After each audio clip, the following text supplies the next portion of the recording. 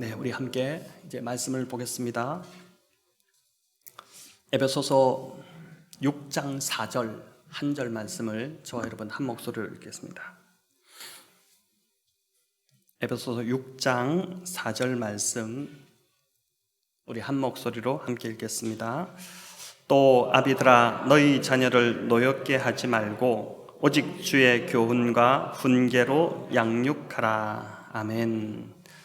자, 자녀를 노엽게 하지 말라, 이 제목으로 오늘 주어진 말씀을 가지고 하나님 주시는 은혜를 함께 나누겠습니다.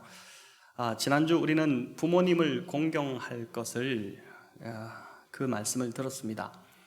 오늘은 이제 부모가 자녀를 어떻게 대해야 하는지를 살펴보고자 하는데, 여러 번 반복하는 이야기지만 예수 그리스도로 인해서 새롭게 된 성도는 관계까지 새롭게 되어야 한다고 이제 말씀드렸습니다. 교회를 열심히 다니는데 부부의 관계는 여전히 변화가 없고, 또 자녀들을 대하는 방식도 이전의 방식으로 여전히 대하고 있다면 그 사람은 신앙을 이제 의심해 보아야 합니다. 말씀으로 거듭났다면 삶이 변해야 하고 사람들과 관계하는 방식이 이전과 달라질 수밖에 없습니다. 억지로 달라져야 해서가 아니라 당연히 그렇게 될 수밖에 없는 것입니다.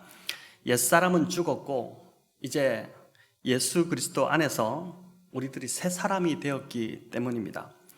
내 안에 내가 주인이 되어 살던 그 삶은 이제 끝이 났습니다. 이제는 예수님께서 나의 주인이 되셨고 나는 그분께 순종해서 살아가는 삶을 살고 있기 때문에 자연스럽게 그분이 원하시는 삶으로 이제 바뀌어갈 수밖에 없는 것입니다. 오늘 본문 4절은 자녀를 어떻게 대해야 하는지를 이제 말씀하는데, 아비들아 이렇게 시작합니다. 그래서 이것을 이제 아버지들에게만 해당되는 명령일까 이렇게 생각할 수 있는데, 이것은 부모가 함께 들어야 하는 그러한 말씀입니다. 바울이 주로 서신서에서 보면 형제들아 이렇게 표현을 많이 하거든요. 이것은 이제 형제만을 말하는 것이 아니라 형제 자매들도 교회를 향한 모든 성도를 향해서 형제들아 이렇게 이제 고백했던 것처럼, 여기서도 아비들아 이렇게 하면 아버지들에게만 해당되는 것이 아니라 주로 이제 아버지들이 제가 볼 때는 잘 들어야 할 명령은 맞습니다. 그러나 이제 어머니들, 부모들이 함께 이 말씀을 받들어야 하는 것입니다.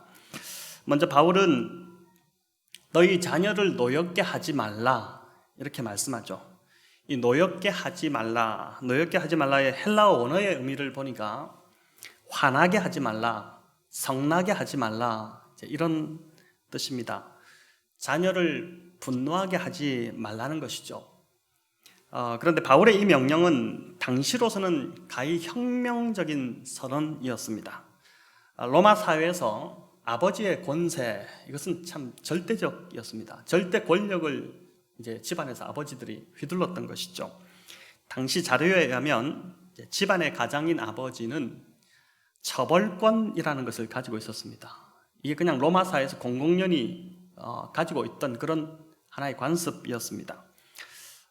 유아를 죽이거나 버릴 그러한 권리까지 있었던 것이죠. 오늘날 이렇게 한다면은 아동 학대로 처벌을 면치 못하겠지만은, 당신은 이제 원치 않는 딸이 태어나거나 또는 아이가 장애로 태어나거나 이러면은 죽여도 누구 하나 입을 대지 못하는 그러한 사회였습니다. 심지어 마음에 들지 않는 자식들이 있다 그러면은 싸울 필요도 없이 그냥 노예로 팔아버리면 그만이었고, 마음에 안 든다 그러면은 그냥 이제 교육도 시키지 않고 사슬에 이렇게 묶어서 노예처럼 농장에서 일을 시켜도 이게 법에 전혀 저촉되지가 않는 그런 사회가 바울이 이 편지를 쓸 때 로마 시대의 사회였던 것입니다. 이런 사회 속에서 바울이 아버지들에게 어떤 조건도 없이 자녀를 노엽게 하지 말라 이렇게 했으니까 복음이 정말 사회를 변혁시키는 힘이 있다는 것을 이제 보여주는 것입니다.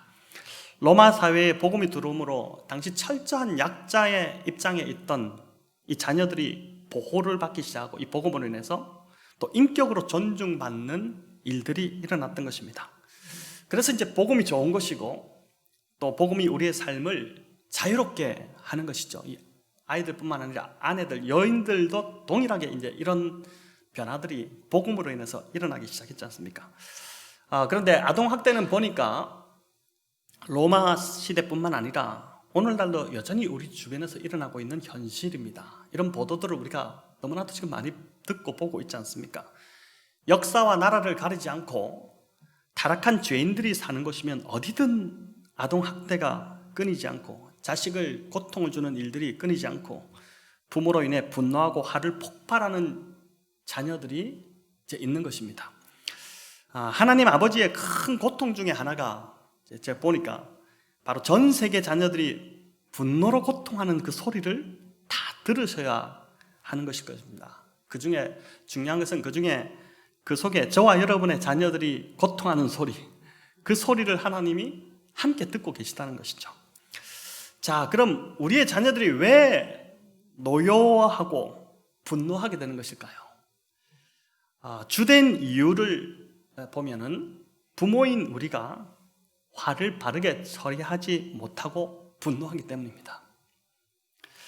놀랍게도 자녀들은 부모의 겉모습만 닮는 것이 아니라 말투, 버릇, 몸짓, 또 그 밖의 신체 언어들도 다 닮아갑니다. 이런 일은 되게 자연스럽게 일어나는데 무엇보다 자녀들이 자신의 분노를 처리하는 그 방법을 부모를 보면서 자기도 모르게 그대로 닮아간다는 것입니다. 사랑의 5가지 언어라는 그 유명한 책이 있죠. 우리 게리 체프먼이 쓰신 책인데 이분이 그의 또 다른 책 분노를 주제로 다루는 책에서 한 상담 사례를 이제 들려주는데 자녀가 이제 둘인데 14살 난 아들 그리고 18살이 된 딸을 둔 부모가 이제 그 분노 자녀들 그 아들의 특별히 아들의 분노를 이기지 못해서 상담을 받으러 온 것입니다.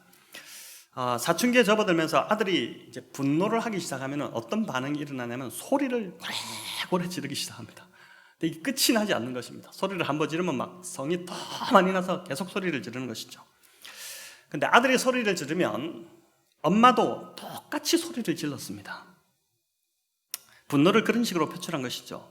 그런데 그것으로 끝나지 않고 아들이 이제 소리를 지르다가 나가버리면 아내는 이내 남편에게도 소리를 질렀습니다. 그러니까 남편이 아무것도 하지 않고 가만히 있는 것이 더 화가 나서 남편에게도 이제 분노를 표출한 것입니다.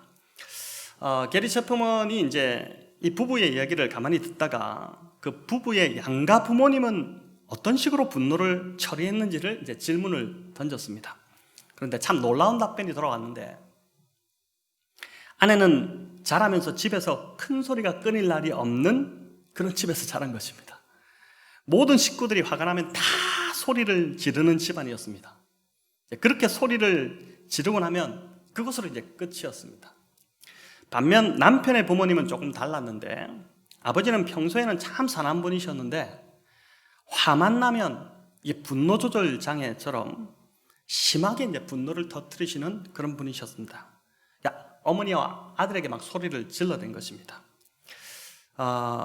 그러면 이제 어머니는 어떻게 반응하시냐면 어떤 말도 하지 않고 가만히 이제 반응하지 않고 있는 것입니다. 그래야 상황이 악화되지 않고 끝난다는 것을 이제 살면서 터득하신 것이죠. 아버지가 화가 풀릴 정도가 되면 방을 나가셨는데 그 다음 날에는 정말 아무 일도 없었다는 듯이 그렇게 행동하셨습니다. 그러나 전날 그렇게 화를 내었던 그 문제는 다시 이제 식구들이 꺼내지 못한 것입니다. 왜냐하면 아버지가 또다시 분노할까 싶어서 그게 무서워서 이제 그렇게 했던 것이죠. 이 부부가 자신들의 부모님이 분노를 어떻게 처리하셨는지를 그 이야기를 털어놓다가 자신들의 문제를 보기 시작했습니다. 보니까 아내는 그 부모님을 닮아서 분노를 소리를 지르는 것으로 표출하고 있고 또 남편은 그 어머니를 닮아서 침묵하다가 한계에 도달하면 폭발해서 아버지처럼 되어버리는 그 자신들의 모습을 이 부부가 보게 된 것입니다. 그날 이 부부가 깨달은 것은 이 아들의 분노 문제를 처리하기 전에 이것을 다루기 전에 먼저 자신들의 분노를 어떻게 건설적인 방법으로 다룰 것인가 그 방법을 찾아내야 된다는 것을 이제 깨달은 것입니다. 그렇게 부모가 바뀌자 이제 점점 부모가 이제 방법을 찾아내고 바뀌기 시작하자 아이가 더 이상 소리를 지르지 않게 되었고, 화가 나도 그것을 건전한 방식으로 풀어내기 시작하는 그 법을 아이가 이제 배우기 시작했던 것입니다. 자, 여러분, 오늘 숙제를 제가 좀 내어드리겠는데, 오늘도 예배 마치고 가셔서 집에서 우리 부모님들은 어떤 방식으로 분노를 표출하셨는지를 한번 서로 나눠보시기 바랍니다. 아마 부부가 지금까지 살면서 이런 걸 한 번도 나눠보신 적이 없는 분들이 있을 텐데, 내가 지금 화만 나면은 화가 나는 이 방식, 화를 풀어내는 방식이 혹 우리 부모님을 지금 닮고 있지는 않은지, 그렇다면은 나는 어떻게 하면 이 건설적으로 나의 이 화를 다룰 수 있을지, 그 방법을 함께 서로 좀 나누어 보시면 좋겠습니다.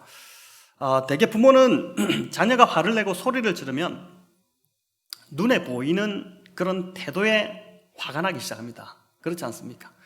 하지만 진짜 부모가 집중해야 될 것은 그렇게 자녀가 화가 난 이유를 들어야 한다는 것이죠.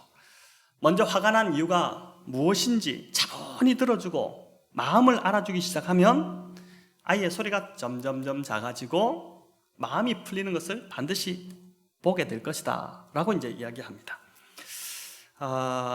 아이들과 보낸 수많은 날들 중에 후회스러웠던 때가 단 한순간도 없었다, 이런 부모는 없습니다. 대부분 다 참 많은 후회를 남깁니다. 자주 이런 후회가 되는 말과 행동을 하게 되는 것이죠. 그래서 자녀도 분노를 다루는 법을 배워야 하지만 먼저 부모들이 우리의 분노를 어떻게 다루어야 하는지 이 방법을 배워야 하는 것입니다. 성경이 말씀하는 분노를 다루는 방법 중에 하나가 즉각적인 반응을 자제하는 것입니다. 잠언에 이런 구절들이 많이 나옵니다. 여러분, 두 구절을 한번 같이 읽어보겠습니다. 잠언 19장 11절 먼저 읽을까요? 슬기로운 사람은 노하기를 더디한다. 슬기로운 사람은 노하기를 어떻게 한다고요? 더디한다. 또 잠언 14장 17절 노하기를 속히 하는 자는 어리석은 일을 행한다. 노하기를 속히 하는 자, 속히 화를 내는 것이 돌이킬 수 없는 관계의 파괴로 이어질 수 있다는 것입니다. 그래서 화가 나면은 이제 좋은 방법, 잠시 그냥 자리를 피하는 것이 이게 참 지혜입니다.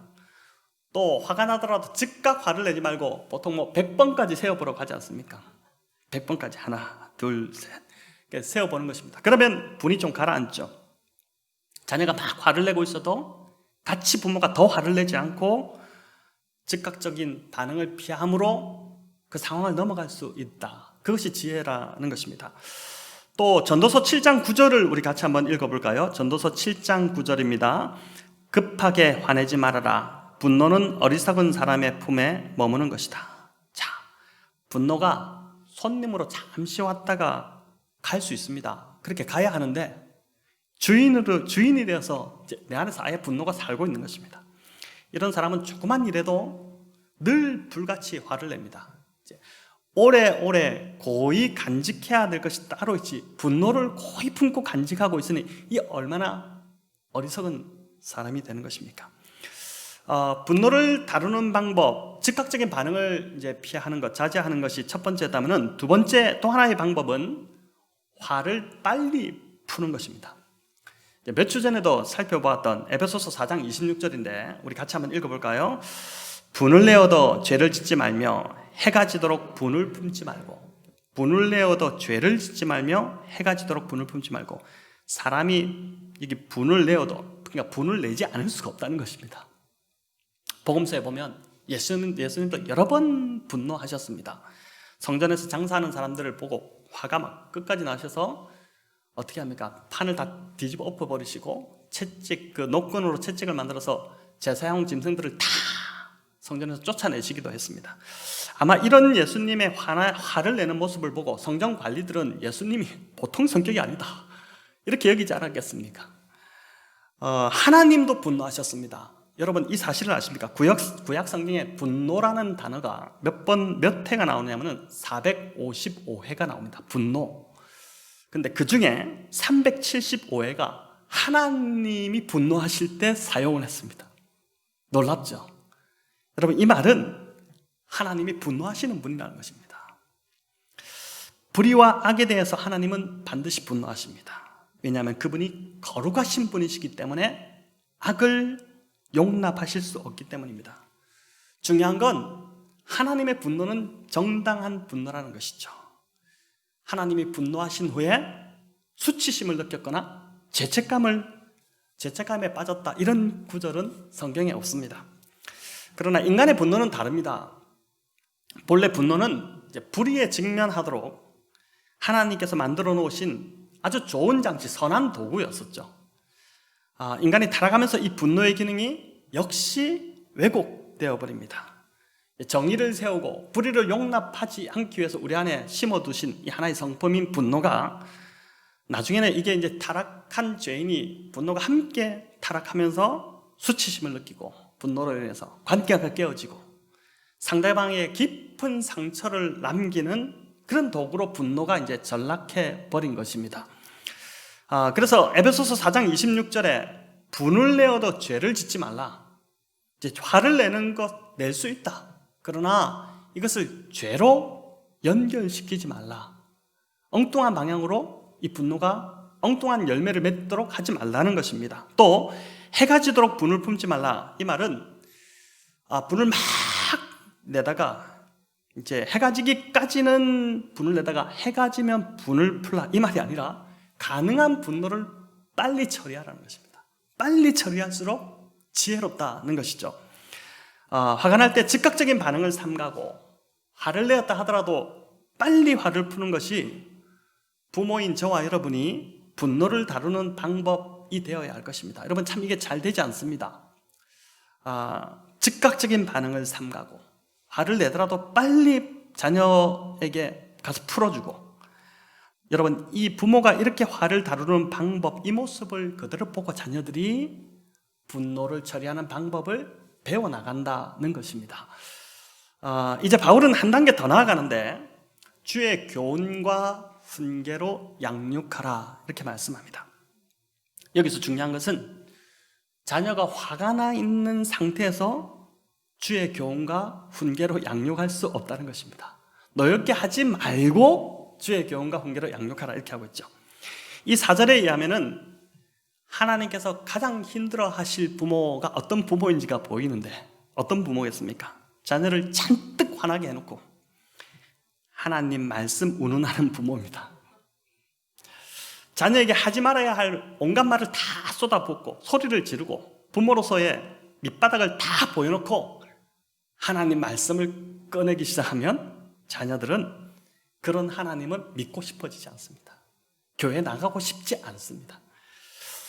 주의 교훈과 훈계로 양육하기 이전에, 자녀를 그렇게 하기 이전에 먼저 부모인 우리들이 주의 교훈과 훈계로 우리의 삶이 변화되어야지, 우리가 그 말씀대로 사는 삶을 살아야지만이 우리 자녀에게도 주의 교훈과 훈계로 양육할 수 있다는 것입니다. 그럼 이 말씀에서 교훈은 뭐고 훈계가 무엇일까, 이렇게 궁금하실 수 있습니다.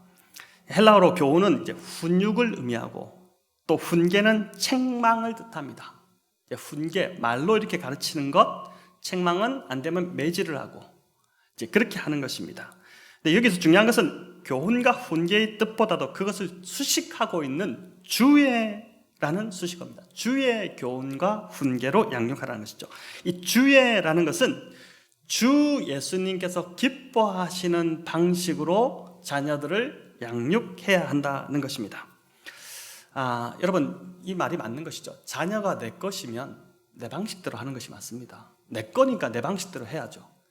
그러나 자녀가 내가 생각할 때 내 자녀가 아니라 하나님 자녀다, 하나님이 잠시 나에게 대리자로 맡겨주셨다라고 생각한다면 이 자녀는 내 방식이 아니라 하나님의 방식대로, 하나님의 뜻대로 이 자녀를 키워내는 게 맞는 것이죠.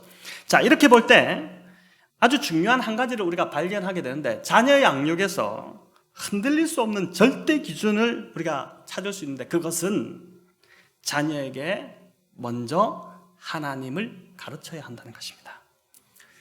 자녀의 진짜 아버지가 하나님이라면은 그 아버지를 알게 해야 되죠. 교육의 가장 기본이 아버지가 누군지를 알게 하는 것이 기본이지 않습니까? 보니까 요즘 부모들만큼 혼란스러운 자들도 없는 것 같습니다. 어떤 시대보다도 자녀 양육에 대한 정보가 많이 쏟아지고 있기 때문입니다. 많은 정보가 있으면 자녀를 더 잘 양육할 것 같지만 실은 그 반대입니다. 교육 트렌드가 계속 급변하다 보니까 이 정보의 홍수 속에서 오히려 부모들은 더 불안해하고 길을 잃어버리는 것이죠. 한때 아이들에게 감성 코칭이 중요하다 이렇게 하니까 그 감성 코칭을 하는 부모들이 갑자기 막 늘어났습니다. 또 인내심을 기르는 프랑스 유아가 좋다고 하니까 그 책이 막 불티나게 풀려나기 시작했습니다.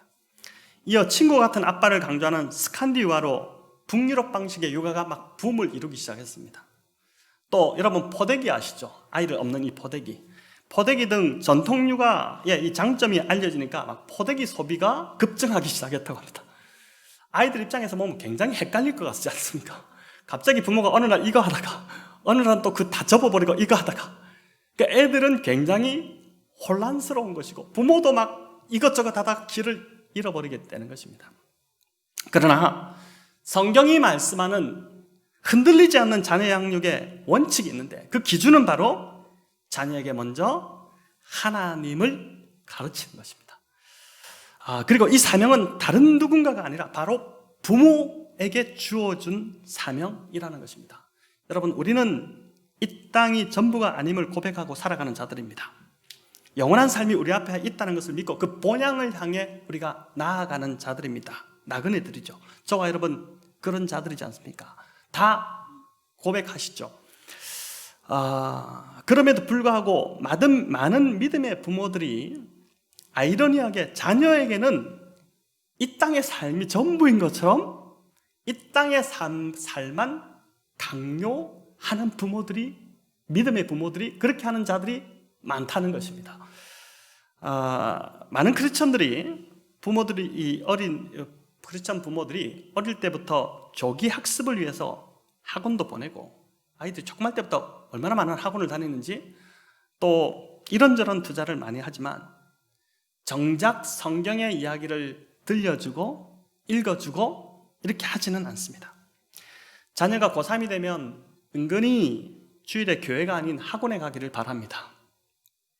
고3이 너무 중요하기 때문에 신앙은 대학 가서 다지면 되고 고3은 오로지 1년 동안 공부만 해서 좋은 대학 가는 것을 목표로 잡고 그렇게 하기를 원합니다. 제가 보니까 어떤 분들은 중직자임에도 불구하고 고3 자녀를 1년간 아예 교회를 나오지 못하게 하는 그런 중직자도 있는 것을 보게 됩니다. 경험해 보니까 가장 중요한 시기에 부모로부터 하나님을 의지하는 법을 배우지 못한 자녀는 인생을 살면서 더 어려운 일이 올 때 더 크고 중요한 일이 그렇게 오더라도 하나님 의지하기가 힘이 듭니다. 왜냐하면 그렇게 배우지 않았기 때문입니다. 그래서 고3의 시기가 제가 볼 땐 그렇게 중요합니다. 참 아이들에게는 가장 중요하다고 생각하는 그 시기를 철저하게 하나님을 의지하며 기도하며 그 시기를 통과한 자녀들은 평생을 그렇게 갑니다. 근데 그 시기에 부모로부터 그런 신앙을 배우지 못한 자녀들은 여전히 자신의 힘으로 평생을 살아가다가 힘들게 인생을 힘들게 살아가게 되는 것입니다. 부모로서 우리가 우선적으로 자녀들에게 가르쳐야 하는 것, 그것은 하나님이 어떤 분이신지를 가르치고 알려줘야 한다는 것이죠. 여러분, 이를 위해서 자녀들에게 기도하는 법도 가르쳐줘야 되고 또 말씀을 묵상하는 방법도 가르쳐주고 말씀을 어떻게 읽어야 하는지도 알려주고 주일을 거룩히 지키는 법, 또 교회를 섬기고 봉사하는 법, 이런 것들을 가르쳐줘야 됩니다. 무엇보다 이것이 말로 하는 것이 아니라 우리의 삶으로 그대로 자녀들이 보고 따라올 수 있도록 그렇게 이제 알려줘야 하는 것이죠. 자녀가 자라서 좋은 직장에 들어가고 돈을 많이 벌고 또 성공한다 이렇게 하더라도 그 자녀가 하나님을 잊어버렸고 교회를 나가지 않고 있다면 과연 그 부모 마음이 편하겠습니까?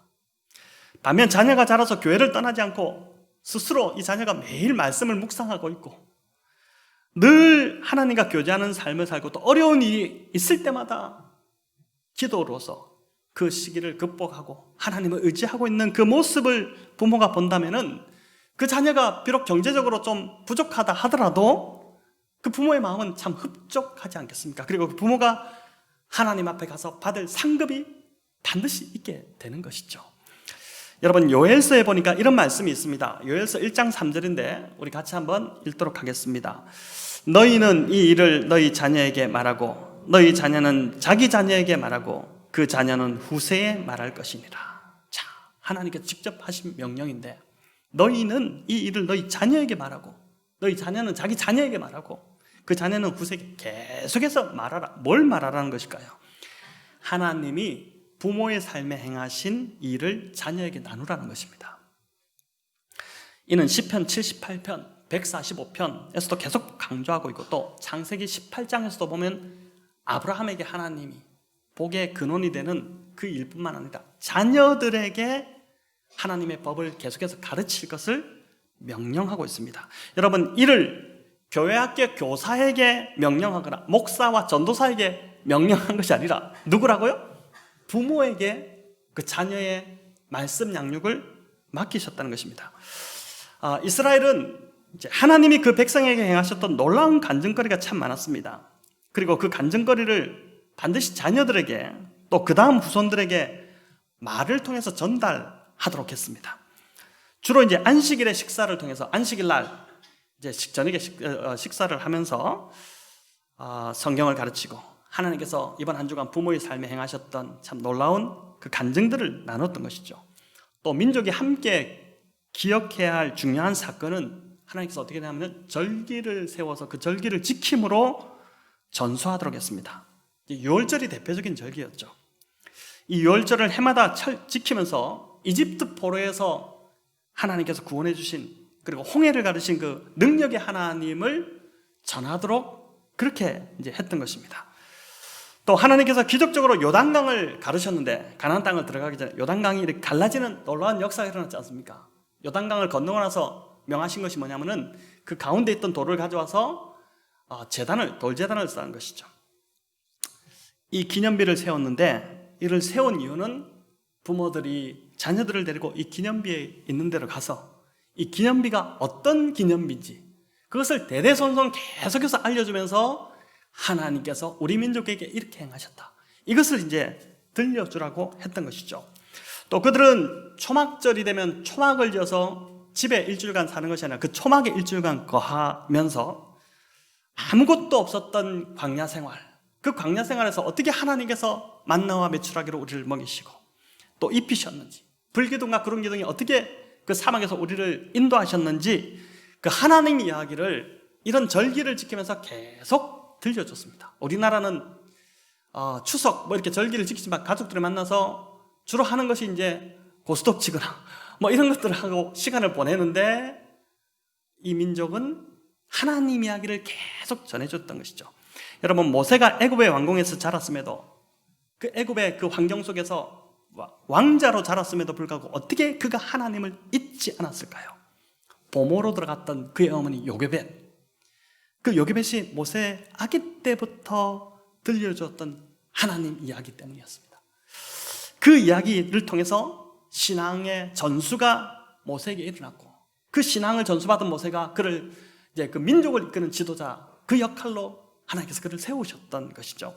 신명기 6장의 쇠마는 자녀들에게 이 말씀을 부지런히 가르치라 이렇게 명령합니다.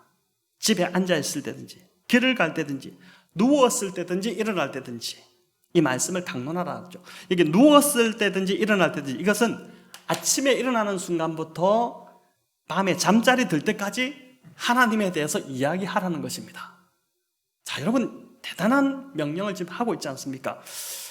저희 교회 유아 세례 이제 받으시는 부모들의 필독서인 폴 트리비슨 완벽한 부모는 없다라는 책이 있습니다. 이 제목부터가 참 위로가 되는데 완벽한 부모는 없다. 여러분 이 책에 나오는 한 부분을 제가 한번 읽어보겠습니다. 그러므로 이제 당신의 자녀들이 하나님을 향해 눈뜨게 하라. 주위를 둘러보면 하나님을 이야기할 기회가 너무 많다. 하루도 그분의 이야기를 빼놓지 말라. 하루도 그분의 이야기를 빼놓지 말라. 매일 하나님에 대해 이야기하는 것을 이상하게 여기지 말라. 피조물은 창조자인 하나님을 묘사하기 마련이다. 우리가 사물을 보며 그분을 생각하지 않는 것이 오히려 더 이상한 일이다. 이것은 단지 어린아이들에게만 필요한 것이 아니다. 10대 자녀들에게도 똑같이 하나님의 이야기를 들려주라. 10대만 하겠습니까? 20대, 30대 자녀들에게도 이 이야기를, 또 우리 손자들에게도 이 이야기를 들려줘야 됩니다. 인생에 이보다 더 중요한 일은 없다. 이것이야말로 부모를 가장 가치 있게 만드는 일이다. 자, 여러분, 참 도전되는 말씀이지 않습니까? 여러분 어떻습니까? 우리가 우리 자녀들에게 하나님에 대해 정말 이야기를 많이 하지 않는다는 생각이 들지 않습니까?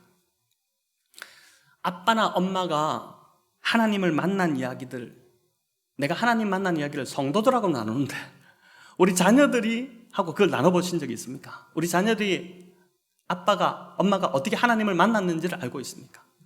또 아빠와 엄마가 결혼하기 위해서 하나님의 인도하심을 받았던, 하나님이 그 만남 속에서 역사하셨던 그 이야기, 참 재미있는 이야기를 우리 자녀들이, 하나님이 행하셨던 이야기를 자녀들이 알고 있습니까?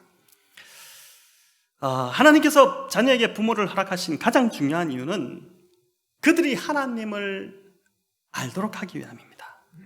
성경이 말하는 양육, 이것은 자녀가 하나님을 알고 그분께 순종하도록 가르치는 일입니다.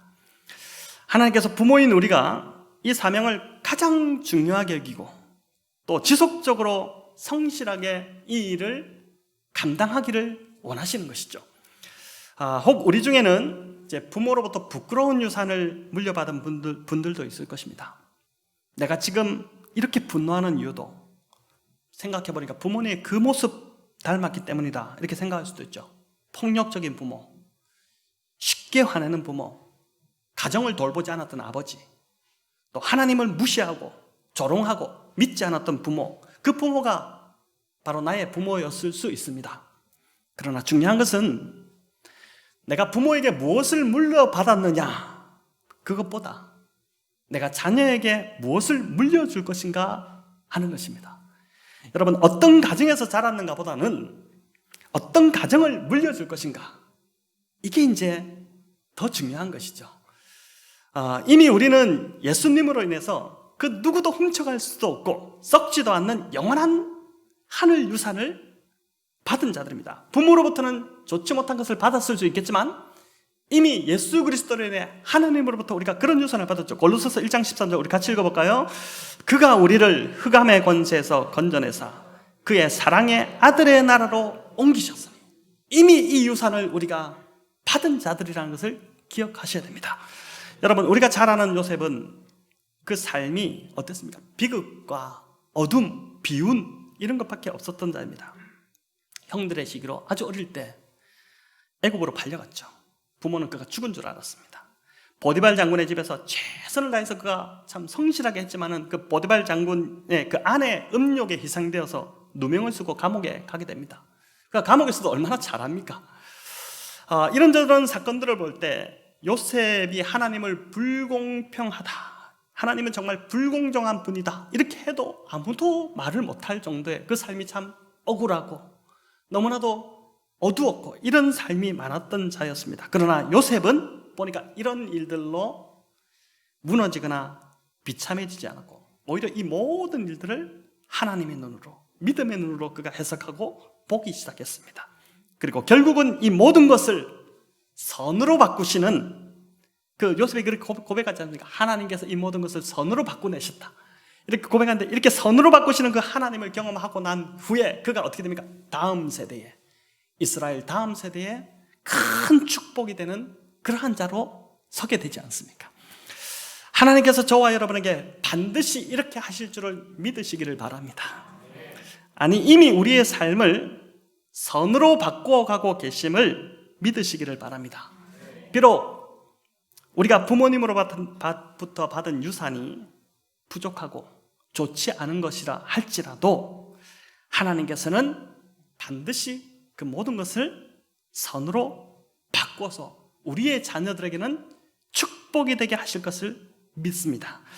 여러분, 이 믿음을 꼭 붙잡으시고 오늘 이 말씀대로 자녀를 노엽게 하지 마시고, 자녀가 노여워지는 이유는 내가 지금 노여워하고 있다는 것을 기억하시고 내가 이 화를 어떻게 처리할 것인가, 먼저 그거를 여러분 배운 후에 자녀를 책망하더라도 해야 되는 것이고, 그리고 예수님이 기뻐하시는 방식, 그 방식, 주의 교훈과 훈계로 그 방식으로 양육하게 하시는, 그래서 자녀에게 다른 영어 가르치고 수학 가르치고 이런 것보다도 더 중요한, 우선적으로 해야 될 것은 하나님이 어떤 분이신지 하나님을 알게 하고 그 하나님을 믿는 믿음이 자라게 하고 그 사명을 감당하시는 복된 부모님들 다 되시기를 우리 주님의 이름으로 축원합니다.